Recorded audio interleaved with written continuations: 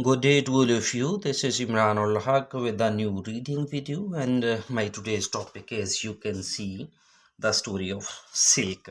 Let's go for the questions and see what kind of questions are given. Okay, we can see the questions are given. Uh, these are the multiples. Okay, choose the correct letters. Okay, I'll show you. This one you can see. Yeah, these are the multiples you can see from question 1 to 5. Let's start first of all the story. Okay, the story of silk. The question 1 to 5, choose correct letter. You can see the correct letter A, B, C, D. Okay, four options are given. We'll have to select the very first uh, one of the four. Okay, so choose the correct letters. So we'll check who discovered silkworm. Okay, silkworm, who discovered, let's see who discovered silkworm. Okay, mulberry silkworms make cocoons means the casing. Okay, it is a kind of material which is soft and delicate. Okay, mulberry silkworm make cocoons were from the fine and smooth material. Now you can see this is a fine and smooth material. Cocoons is extracted. Okay, is taken from the silkworms, which is silk. This material that is fine and smooth material is called silk. About 300 3000 before Christ, Li Zhu, wife of the yellow emperor ruler, discovered silkworms. So who discovered? You can see the Li Zhu, wife of the yellow emperor. Let's go for the options and check which is the correct one. Who discovered silkworm? Yellow emperor? No, not at all. Yellow emperor's sister? No. Lao Zhu? No. This one also no. Lei Zhu, she is the wife of that emperor, so this one is true. Next one is who who were originally responsible for growing, harvesting, and weaving the silk. Who were originally, okay, children, women, men, old peoples. Okay, we'll see the next thing. It was the women. You can see it was the women who were originally restricted to silkworm farming. Okay, these were the women who were restricted to silkworm farming. They were farming silkworms. They were growing and responsible for the growing, harvesting, and weaving. Okay, who was responsible then? You can see this is the keyword women. Women were growing and also harvesting and weaving silkworm. They were the responsibles. Okay, you can see these are the women. This is comparatively easy. Let's see the options. Children, women, men, old. Not this one. This one you can see even not men, not old people. Let's move toward the third question. In which dynasty, in which kingdom did silk used as unit of currency? Okay, you can say it it was used as a unit of currency as well, like in Indian subcontinent. The currency unit is rupee, so similarly in US is dollar, and in Britain is pound. So similarly, which it silk was also used as a currency unit, in which dynasty? Okay, let's see in which dynasty it had been used. Okay, so let's move toward the he is here. Sometimes you can say some during the King dynasty 1644-1911 AD, the rules were gradually changed. The rules were kept on changing. Okay, that peasants can also wear silk clothes. Okay, peasants, the farmers, can also wear silky clothes. Sometimes silk was following ways. Silk was even used as a currency unit. You can say it was being used as a currency unit during the Han Dynasty. Han Dynasty. Okay, you can say this is date of given between 206 before Christ to 220 Anno Domini. Okay, so in the dynasty of Han Dynasty, it was used. Okay, let's see the option. First of all, Han Dynasty. The very first one is given. You can see Han Dynasty. Yes, this one. Not this one. Zia Dynasty. Let's move toward the next two options. We will check those options. Okay, first of all, so that we may not be skeptical anymore. This one, King Dynasty, Shang Dynasty, nothing. The fourth one is who spreaded the silk making secrets to the rest of the world. Okay, who spreaded? Okay, who was responsible of um, I mean revealing the secret of silk to the rest of the world? Let's see and check who was responsible. Here, if we say China was the only producer of silk hundred of years in the world, okay, and even he was the only producer for almost hundred of years in the world, as the Mulberry silkworm was a native to China. Even this one also the native, okay, native to China silkworm. Through the Byzantine Empire, which ruled about Mediterranean region of southern Europe, North Africa, and the Middle East during the period 330 to 1453 AD, the secret of making silk spreaded rest of the world. Yes, the secret of making silk spreaded spreaded rest of the world. So when through the Byzantine Empire, during the Empire, the secret was spread to the rest of the world. You can see this one to the rest of the world. Okay, in which empire? It is Byzantine Empire. Okay, we'll see the options. How many options are given? You can see the very first one, Han Empire. No. Ottoman empires, no, not given.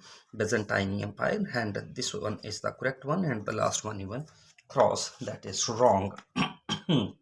Yes, we'll check the next one also. We'll check the next, which one is given, which was considered as Europe's major silk producing center in southern Spain.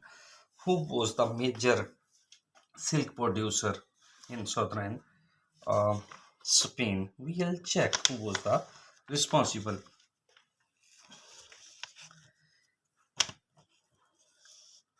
You can see this one. Arabs. Arabs sailed through the lands of Africa. Arabs sailed through the lands of Africa, Sicily, and Spain, where the silk production had spread. Okay, in the 10th century, Andalusia, Andalusia in southern Spain was considered Europe's major silk producer center. You can say yes, who was considered Andalusia in southern Japan was considered. It was thought that only Andalusia was the only, country which spreaded a major silk center. It was a major silk center, you can say producing center. So you can see, we'll check the option. It is Indonesia, and we'll check the options, which options are given. First of all, Aragon, no, not this one.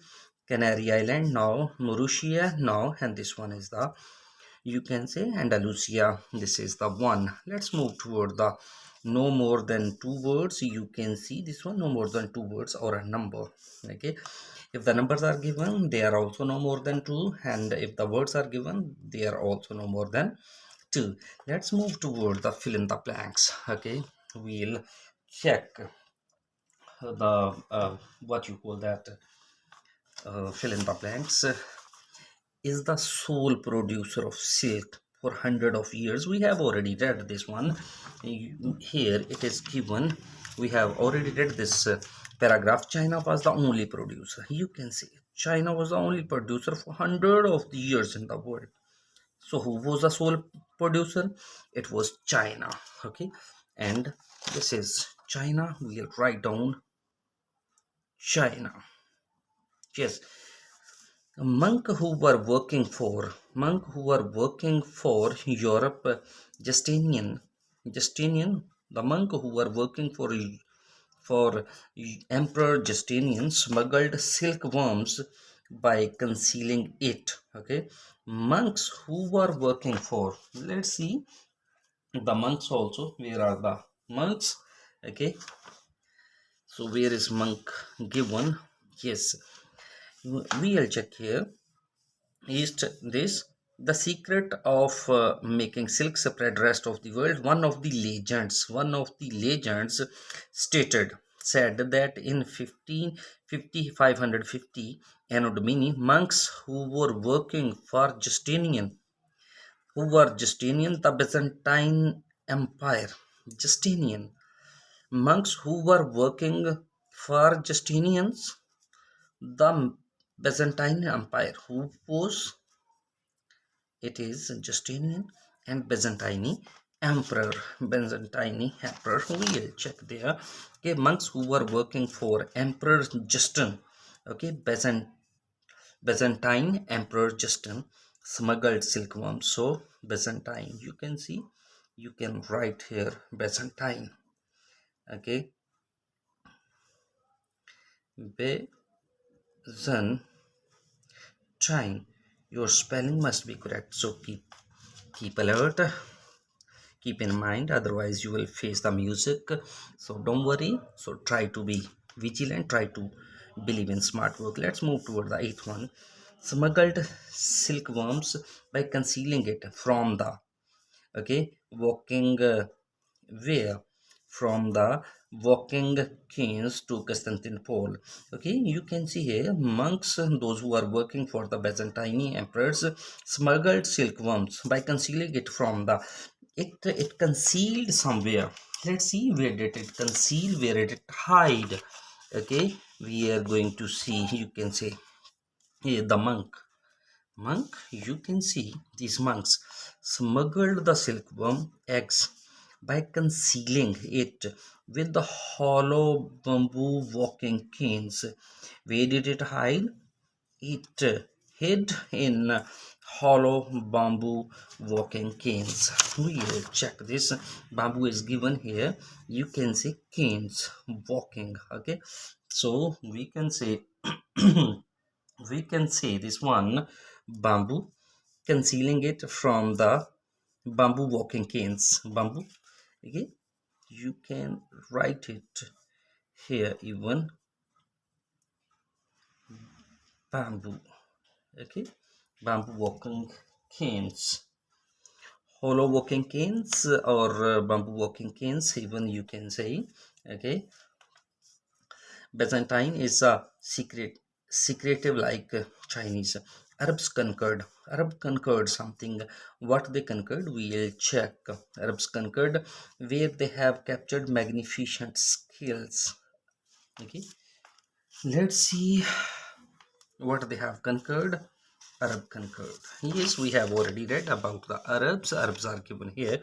Arabs sailed through the lands of Africa, Sicily, Spain, where the silk production had spread in the 10th century. Andalusia, we have read it also, was Italy became Europe's leader in silk production and export by 13th century. Okay, Venetian merchants traded silk in an extensive manner and motivated silk growers to settle in Italy. Currently, also the reputation of silk processing in the processing in the province of Como in northern Italy has been maintained.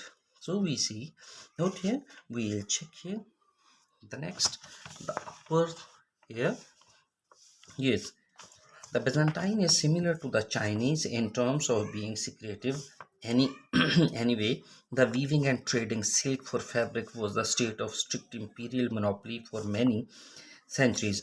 After in the 7th century, Arab captured, you can say, Arab conquered the magnificent skills of Persia.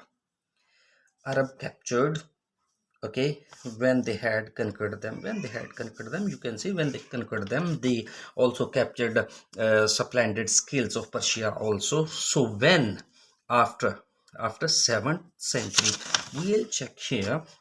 Arabs conquered arabs conquered, what they conquered Persia, you can see.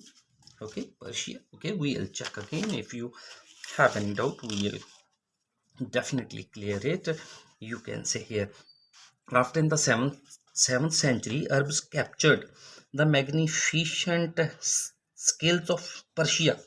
When they have conquered them, whom they had conquered Persia. Okay, and when they conquered in the 7th century, we'll go toward the fill in the blanks. Arabs conquered Persia, where they have captured magnificent skill.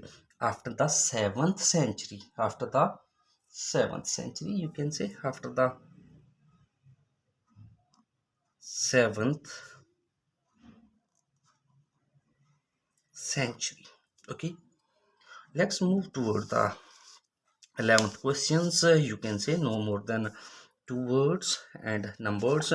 Years, we'll check. Instances are given. This is the date, and we are going to check again. Fill in the blanks. Let's move toward. First of all, you can see this is the keyword 168 AD Anno Domini. The earliest indication, the historical indication of, was found in the tomb of noble who had died. Okay, who had died.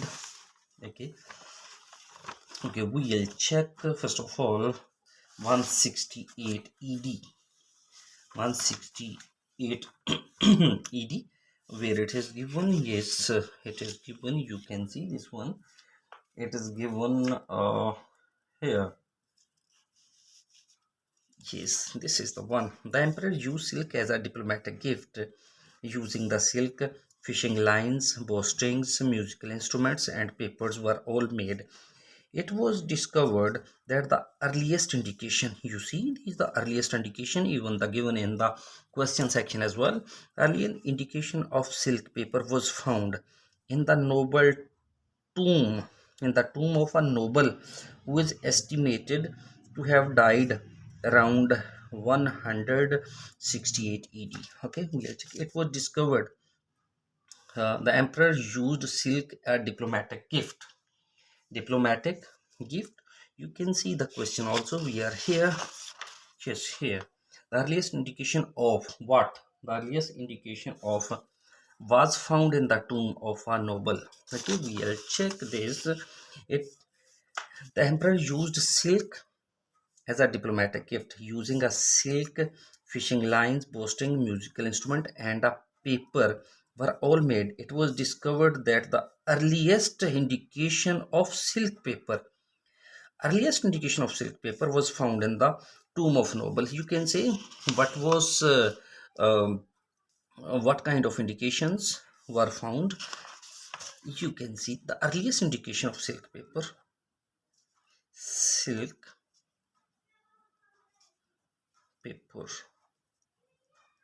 The earliest indication, even the same wording is given there.